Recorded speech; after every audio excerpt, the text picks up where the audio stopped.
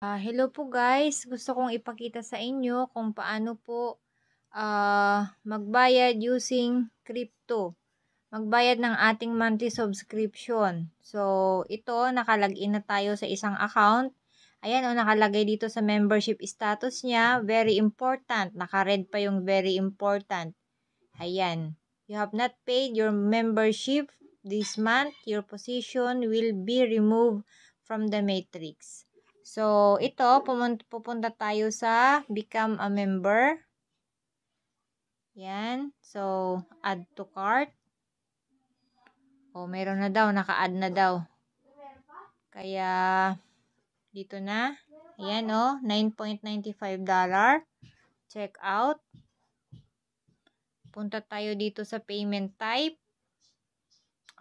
Pay using cryptocurrency. Ayan po yung information ng babayaran natin.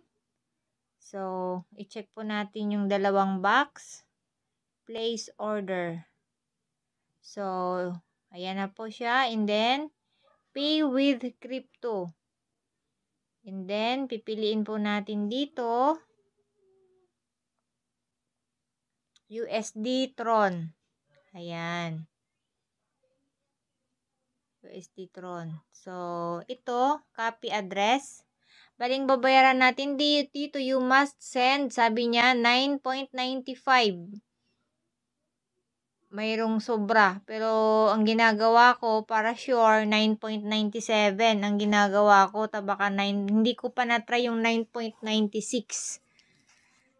So, copy address. Tapos, punta po tayo sa Binance. May laman po akong $48.44. So, funding.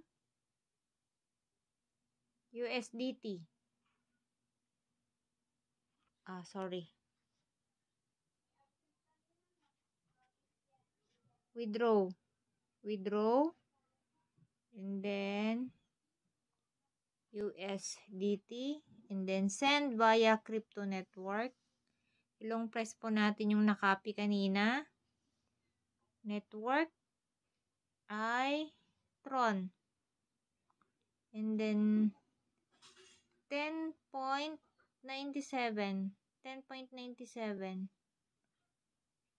Try nga natin ang 10.96. Ayan. 10.96. Kasi dito makikita nyo, network fee is 1 USDT. Ayan. So, ang pupunta kay Livegood yung 9.96. Kasi kung gawin mo 9.95, pwede kaya yan? Kasi minsan kasi nung nagbayad ako ng 10.97. Sabi ba naman, kulang daw ako. Tapos nung inaccept lang din. 9.96 na lang. Baka pa kukulangin. Hindi ko na alam anong gagawin ko doon. So, withdrawal. Yan. Confirm. So, ito. Mayroong security verification requirements. So, ayan. Get a code sa email. So, punta tayo sa aking email. Ang daming So, ito withdrawal request.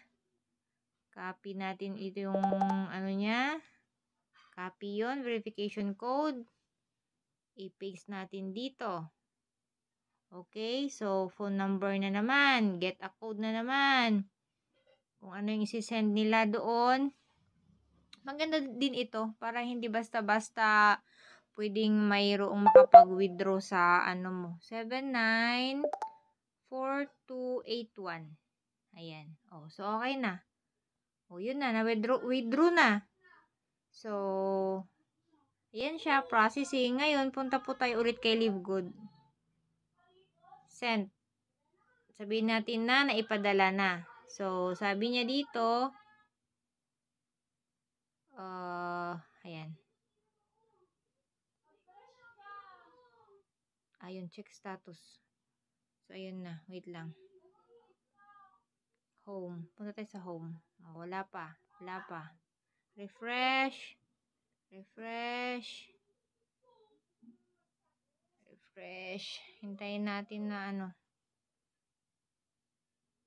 Hindi pa na-accept na-receive ni Livegood ang payment natin. Mamaya niyan, you have paid. Sabi na niya. Maintain your position in the matrix. You must have an active membership. Oh, yan. Yan na, oh. Congratulations, Maricel. You have paid your membership for August. Oh, diba? So, ganyan lang. Yan lang. Matrabaho lang kasi kung magbabayad ka through crypto at saka yung mayroong network fee na na $1. Sayang din kasi yun. Siyempre, kung gagamitin mo yung credit wallet, bali 9.95 lang ang maliles. So, napaka-importante ang credit wallet. Kaya kung marami na tayong income, wala nang problema paano magbayad. Mas mabilis pa, o, diba? So, ito lang po. Maraming salamat. Bye-bye. God bless po.